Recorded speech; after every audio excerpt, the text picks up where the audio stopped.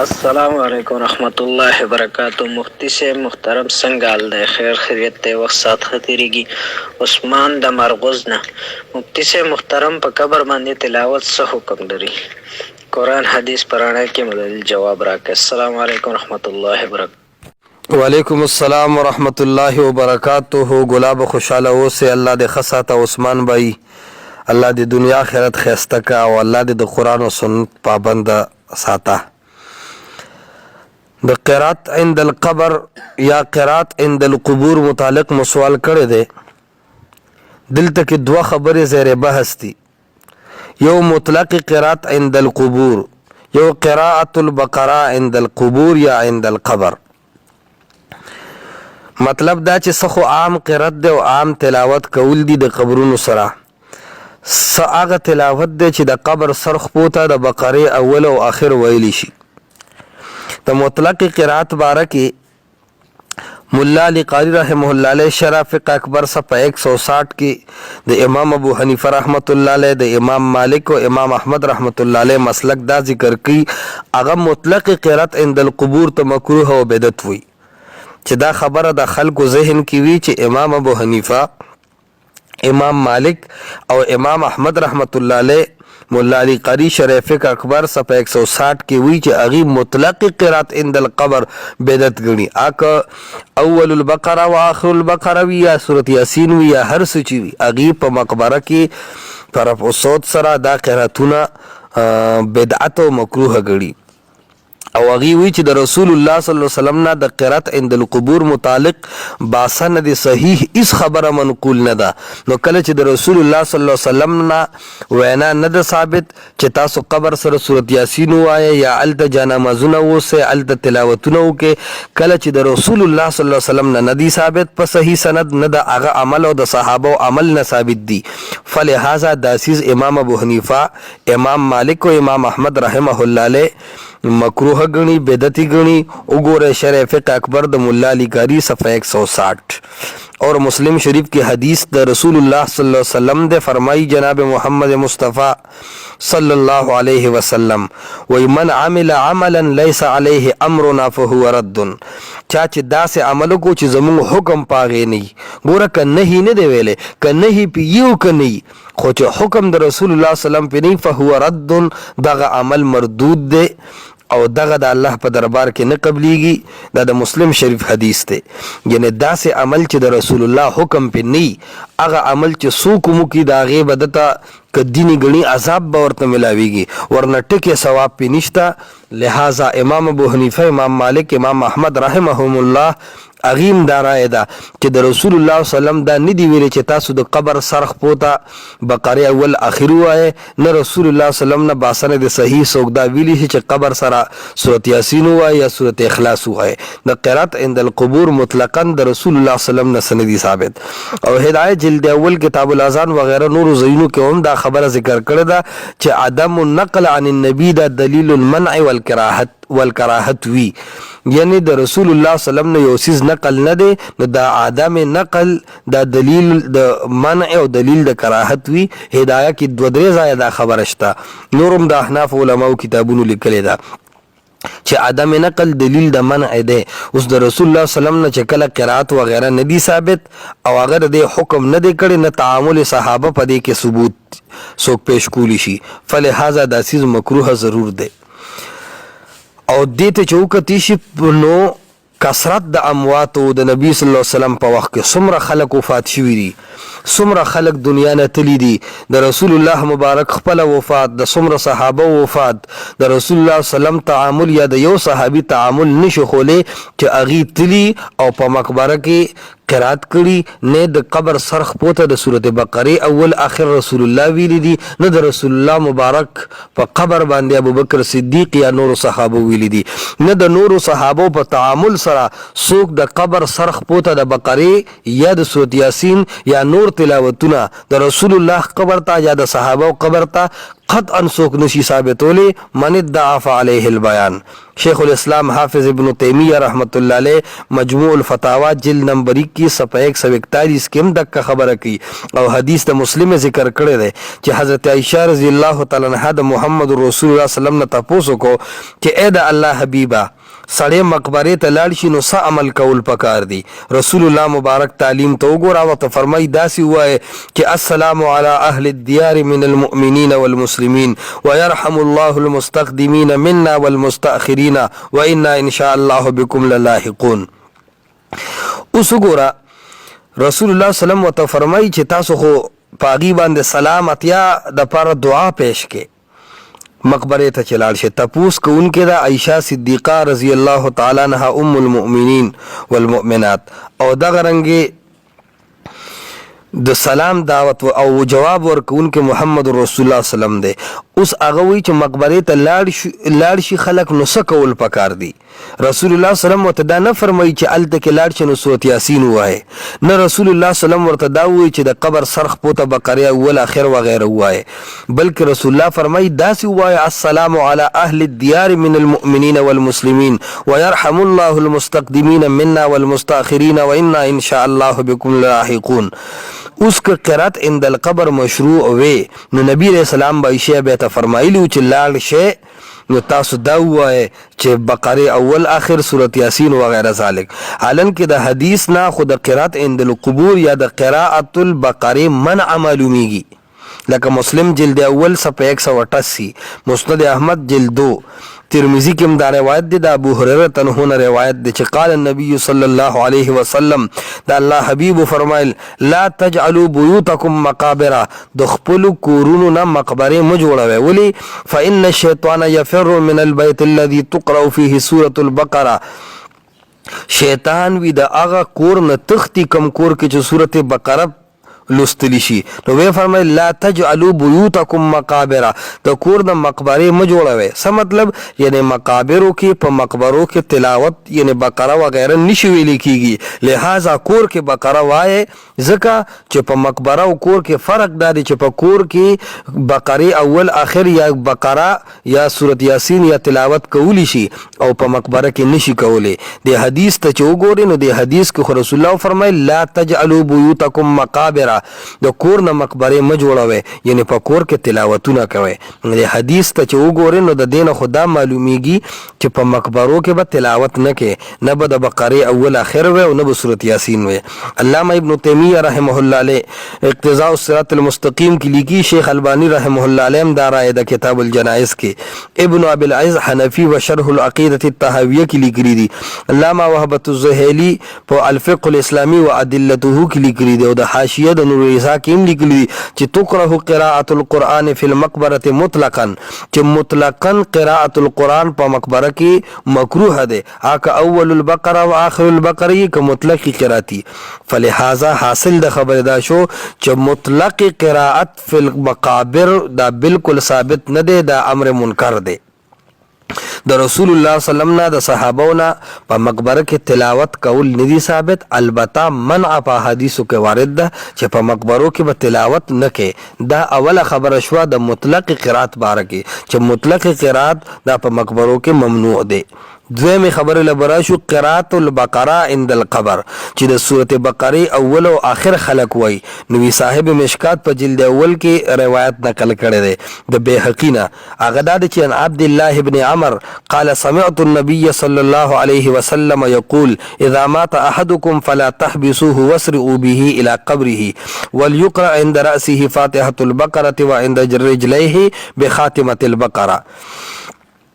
دا حدیث خلق ذکر کی کم چې مشکات د بیهقی نه د عبد الله ابن عمر په حواله ذکر کړی دی چې د رسول الله نه اوریدلی دی چې کله یو کس مړ شي فلا تحبسوه واسرعوا به الى قبره، نو یساروي ما بلکې قبر ته بوزه. اول یقرأ عند رأسه فاتحة البقره وعند رجليه بخاتمة البقره، وی د سر تدی د سورۃ بقره فاتحة الکتاب چې کوم روایت کې مرضی نو د په سر تدی فاتحة البقره د سورۃ بقره اول وی او د خپو تدی د سورۃ بقره اخر وی. دا روایت په طبرانی معجم کبیر، کنز العمال، سنن کبرا، حیات الصحابه، علامه سیوطی وغیرہ ټولو نقل کړی دی. خو دا روایت ضعیف جدا دی، نه کې فقط ضعیف، صرف ضعیف نه دی بلکې ضعیف جدا دی. دو وجو سره دا ضعیف دی، سندنم متننم. سندن دا داسې ضعیف دی چې په دې کې یو راوی دی یحیی بن عبد الله ابن ضحاک بابلتی، دا ضعیف دی. دی یحیی دا روایت کړی دی ایوب ابن نحیک نه. ایوب ته حاتمم ضعیف ویلی دی، علامه ازدی ورته متروک ویلی دی. مجمع الزوائد کې دا جرح موجود ده. دویمه دا خبرم یاد ساتي چې کله یو روایت ضعیف جدا وي د اصول حدیث پر سره کثرت نقول د وجه نه دا درجه د حسن ته نه رسی. اچ صرف ضعیف نو بیا بعض محدثین د کثرت نقول یا کثرت اسناد د وجه نه اگر روایت د حسن درجه ته رسی. خدا ضعیف جدا د که هر څومره زیات سندونو او مختلف حالات سره راجمه کی خود د ضعف نوزی نه. متنن دا روایت داسې کمزور دی چې مجموع الزوائد جلد 633 کې سره د دې معارضه ده. الته داسې دی عن عبد الرحمن ابن العلاء ابن الجلجلاج عن ابيه قال ابي، دا پلار صحابي دی وی اذا انا مت، کله چې زمړ شم فلحدني ثم اقرا عند راسي بفاتحه الكتاب وخاتمتها فاني سمعت رسول الله صلى الله عليه وسلم يقول ذاك. هغه وی کله چې زمړ شم نو زما د قبر سرتا د سورت فاتحی اول او د بقره اخر اولوله. اوس وګوره پړومبه روایت سره د دې تعارض دا چې الته د سورت بقره اول اخر ویل د فاتحی ذکر نشته او دلته د فاتحی ویل دي، نو دواړو روایتو کې تعارض دی. نو روایت البیهقی وغیرہ کې ذکر د فاتحی را نه ہے، اوس په مجموع الزوائد کې د فاتحی ذکر دی. دا میاد ساتي چې د مجموع الزوائد دا کم روایت دی کې عبدالرحمن ضعیف دی او وراق په دې کې مجهول راوی دی. او مونږ شریعت اسلام مونږ ته ترکتکم فی ملت بیضاء لیلها کنهارها، مونږ الله په یو صفا دین پریخو، مونږ د مجهول راویانو په خبرو باندې د عمل کولو مکلف نه یو. دا روایت موقوفا او مرفوعا دواړو طریقو سره ضعیف دی. یو شوبه په دې ځای کې دا راځي چې صاحب المشکات ویلي چې قال البیهقی والصحیح انه موقوف علیه، چې یاره دې ته خو خلکو صحیح ویلې دی، لکه علامه بیهقی موقوف روایت ته صحیح ویلې دی. علامه ابوالحسن مبشر احمد ربانی صاحب آپ کے مسائل صفحه 255 جلد 1 کې دا خبر لیکلی دی چې دا الفاظ په امام بیهقی کې مونږ وکتل نو ملاو نشو، بلکې بیهقی کې خدا سي دي چې لم یكتب الا بهذا الاسناد فيما اعلم وقد روينا القراءه المذكوره فيه عن ابن عمر موقوفا عليه. هغه دا ندی ویلی چې دا صحیح دی، بلکې هغه وایي چې مونږ ته هم دغه سي موقوف د ابن عمر را روایت کړی شوی دی، لہذا بیهقی مرفوع ته صحیح ندی ویلی، بس هغه وایي قد روینا دا روایت مونږ ته زی راځي روایت کولی شي. هغه خو گویا کې دې باره کې سره سویلی ندی. یو شوبه په دې کې مشهوره ده چې شیخ خلال په دې باندې کتاب لیکلی دی. جواب دا دی چې د شیخ خلال ټیک دی چې مشر عالم دی، خدا هغه ټول ضعیف روایتونه راجمع کړي دي. شیخ البانی رحم الله علیه دې ته بدعت وی او دایم ویلی دی چې نه خو د عبد الله ابن عمر اثر ثابت دی او نه دا فرمان نبوي دی نه قول د ابن عمر دی. یعنی شیخ البانی صاحب وی چې نه خو رسول الله فرمایلی دی چې دا کار کوي، نه خود عبد الله ابن عمر نه دا اثر ثابت دی نه قول د ابن عمر ثابت دی. فلهذا دا خلق چې سوي چې د بقره اول اخر وای دا هیڅ په یو صحیح حدیث کې نشته، نه د رسول الله په قبر نه د صحابه په تعامل سره دا څوک خولی شي. کله چې په تعامل د صحابه کې دا شی نه دی موجود نو دا امر لازم چې څوک هم غني دا بدعت ګرځي. نو د یو صحیح روایت نه هم مطلق قرات عند القبور ثابت نه دی، نتنا قراءة البقره ثابت دی، بس دا یو امر غیر مشروع دی. بعض خلک دا شبهه کوي چې یاره دا همونګه صرف په درجه او په مرتبه د استحباب کې شمارو، یعنی مستحب ګړو، نه همونګ د قبر اول اخر د بقره نه فرض ګړو نه واجب او نه سنت مؤکده، بس مستحب ګړو. دا غي شبهه جواب دار چې استحباب امر شرعي دی. علامه شامی وغیرہ ویلي دي الاستحباب امر شرعي فلا بد له من دلیل شرعي، چې استحباب امر شرعي دی او استحباب امر شرعي دی او د لپاره به شرعي امر په کاروي پاغه باندې به ثابتېږي، په تعویل ماویل سره استحباب نه ثابتېږي. دویمه خبره لو سلم په بنا کو ویلی شي چې یره امر مستحب دی نو دا خو بیا زمونږ یو سوال دی آیا په امر مستحب التزام جایز دی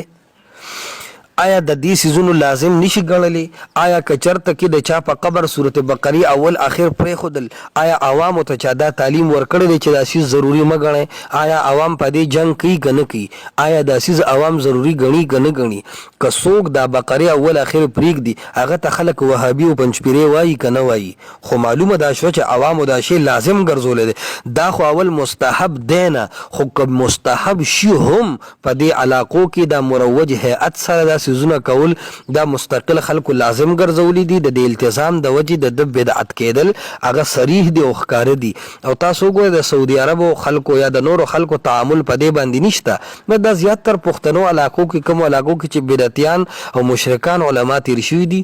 زیات تر هغه خلکو په دې سیس باندې تعامل کړی او هغه دا شی کړی دی نور چې څومره مطلب مکه مدینه منوره علما څومره وګوري دا هغه خلکو په دې سیس باندې تعامل شته دی نه مرقات شرع مشکات کی وی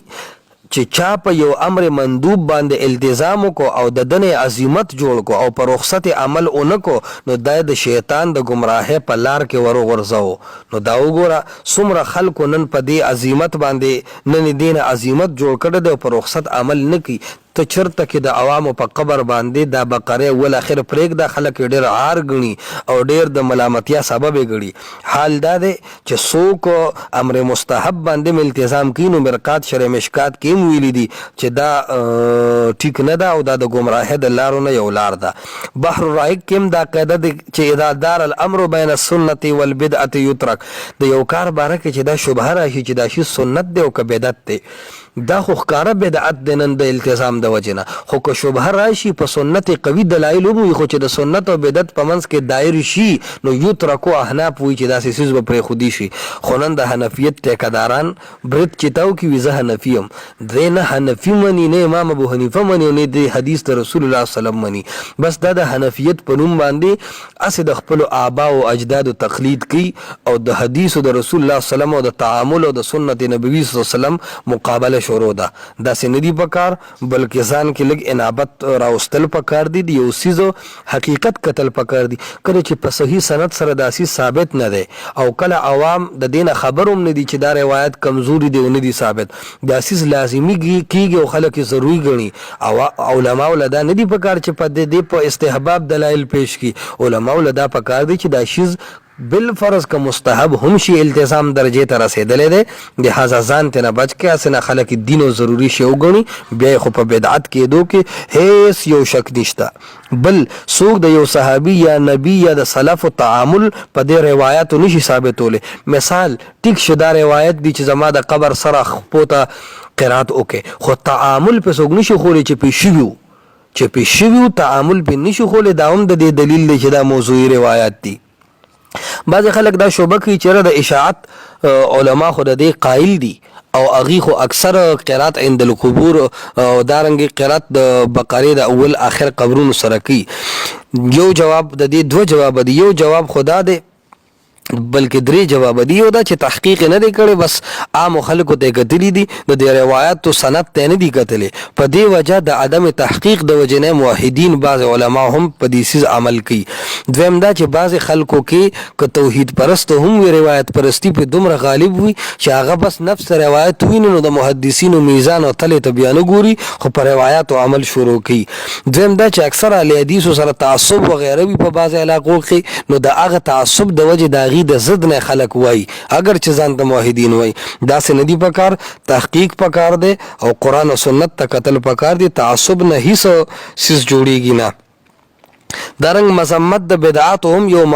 معلوم شی دی او شریعت کې دا شی واضح دی چې د بدعاتو نه بزان ساتي کله چې د اساس په قوي دلایل ثابت نه دی او روایت صحیح دی التزام درجه د وجه نه بدعت تر رسیدلې دی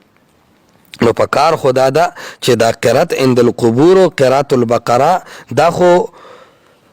تحقیق سره مونږ ثابت کړ چې بدعت دی ورنه امر موهم ضرور دی او قرآن خو اتباع سنت طرف ته دعوت ورکي قرآن صفاوي فليحذر الذين يخالفون عن امره ان تصيبهم فتنه او يصيبهم عذاب اليم کوم خلک چې د رسول الله او د صحابه د عمل خلاف کوي نو وی پکار دار چې دا ويرول شي چې دې ته به یو عظیم نقصان او دردناک عذاب ورسي او قرآن صفاوي فلا وربك لا يؤمنون حتى يحكموك فيما شجر بينهم چې زما د ستا پر رب قسمی تر سوچ دی فیصله پتا نه د کړي ته په قانون کې او په عمل کې امام نه منل نو دی ایمان درجه ته نشي رسیدي نو کله چې د رسول الله قول او عمل په دې باب کې نشته نو پکار دار چې موږ د رسول الله سلام اطاعت وکړو او قرآن صفا و يود الذين كفروا وعصوا الرسول لو تسوى بهم الارض چې کافر او چا چې د رسول الله نافرمانی کړي دا دی به غواړي چې په موږ د ازمکه اواره شي خو الله ته مخامخ نشو نو کلا